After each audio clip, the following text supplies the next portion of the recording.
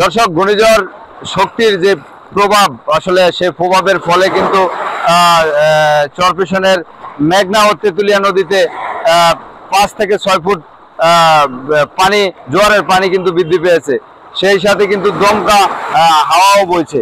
আমরা এই মুহূর্তে আছি চরপেশন উপজেলার মাদ্রাজ ইউনিয়নের 4 নম্বর ওয়ার্ডে ভেরিবাদের ঢালে ব্লকের উপর একজন নদী ভাঙা, যিনি জেলে পেশায় তার দীর্ঘদিন জেলে পেশায় রয়েছেন, তো সেই রহিম মাঝি, তিনি কিন্তু তার ঘরটি আসলে এই যে গত 6 মাস আগে এখানে ঘরটি নির্মাণ করেছেন পরিবার সহ থাকার জন্য।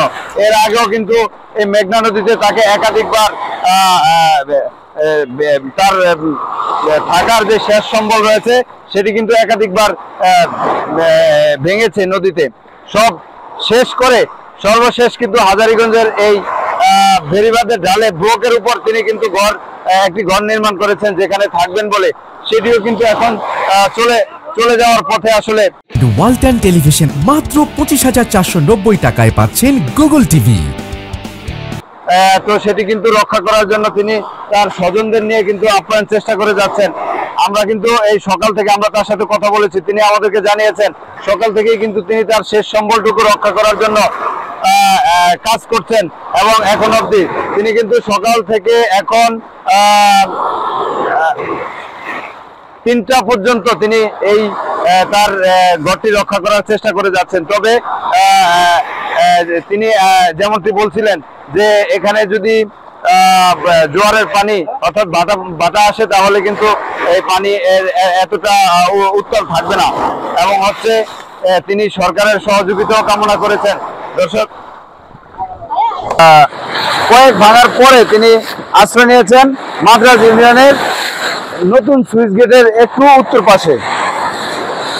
এই সম্প্রতি তিনি এই ঘরটি তৈরি করে এখানে কিন্তু বসবাস করে আসছিলেন। ঘূর্ণিঝড় শক্তির যেই প্রভাবে কিন্তু তার ঘরের শেষ সম্বলটুকু কিন্তু নিয়ে যাওয়ার পথে দেখছেন আমার পিছনে কিন্তু তারা পরিবারের স্বজনরা মিলে কিন্তু এই যে ঘরটি আসলে রক্ষা করার চেষ্টা করছেন।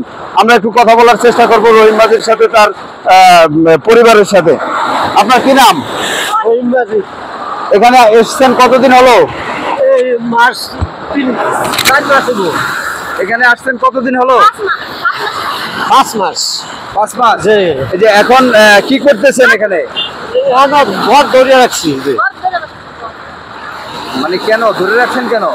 লইয়া যায় তুফানে, পানি লইয়া যায় এই জন্যে। কতক্ষণ পর্যন্ত এই কাজ করতেছেন? সকাল হইতে হারাহারি করতে আসছে। এখন এই যেভাবে নদীর ঢেউ আছে আসলে রক্ষা করা সম্ভব? যে না, রক্ষা করা সম্ভব না। এইভাবে সবাই মিলে এইভাবে ধরে আছেন? যে এইভাবে ধরে আছি। দুপুরে খেয়েছেন কিছু? যে না, দুপুরে কিছু খাই নাই। আচ্ছা দর্শক, আপনারা শুনলেন তারা কিন্তু সকাল থেকেই এই পানি, জোয়ারের পানি কিন্তু স্বাভাবিকের চাইতে 5 ফুট থেকে 7 ফুট কিন্তু বেশি বৃদ্ধি পেয়েছে। তো তার প্রভাবে কিন্তু তার ঘরটি আসলে ভেঙে যাওয়ার মতো অবস্থান হয়েছে। তো তিনি কিন্তু সকাল থেকে আসলে না খেয়ে পরিবার সদস্যদের নিয়ে কিন্তু তিনি তার ঘরটি রক্ষা করার চেষ্টা করছেন। আমরা একটু কথা বলার চেষ্টা করব। তার স্ত্রী আছে। আপনার কি নাম? হাজিরা বেগম। এখানে সকাল থেকে কাজ করে যাচ্ছেন, এটা কি রাখা সম্ভব আদৌ? রাখতে পারবেন বলে মনে হয়? না, রাখতে পারবেন না। সকালে কি খেয়েছেন? কিছু খাইনি। সবাই মিলে কাজ করতেছে। এটা আপনার কি? এটা আমার মেয়ে, আর ওর আমার জাম। সবাই মিলে কাজ করতেছে। আচ্ছা দর্শক, শুনলেন আসলে তারা পরিবারের সদস্যদের নিয়ে তাদের সেই কুড়ে ঘরটি কিন্তু রক্ষা করার চেষ্টা চালিয়ে যাচ্ছেন। এটি কিন্তু সামরাজ ঘাটের একটু উত্তরে আপনার মেঘনা নদীর একদম নিকটে ভেরিবাদের পাশে ব্লকের উপরে তিনি ঘরটি কিন্তু করে আশ্রয় নিয়েছেন। প্রশাসনের কাছে কিন্তু তিনি সহযোগিতা কামনা করেছেন যে যেন তার ঘরটি রক্ষা হয়, এবং এখনো কিন্তু তিনি কিন্তু আমাদেরকে জানিয়েছেন যে তিনি কিন্তু এই সকাল থেকে ঘরটি নিয়ে যে রক্ষা করার চেষ্টা করে যাচ্ছেন। এখন পর্যন্ত কিন্তু তিনি কিছু খেতে পারেননি, এবং তার পরিবারের স্বজনরাও কিন্তু কিছু খেতে পারেনি। তার চুলায় রান্না চলেনি, কেনই বা চলবে? তার তো ঘরই রক্ষা করার আসলে কার্যক্রম এখনো শেষ হয়নি।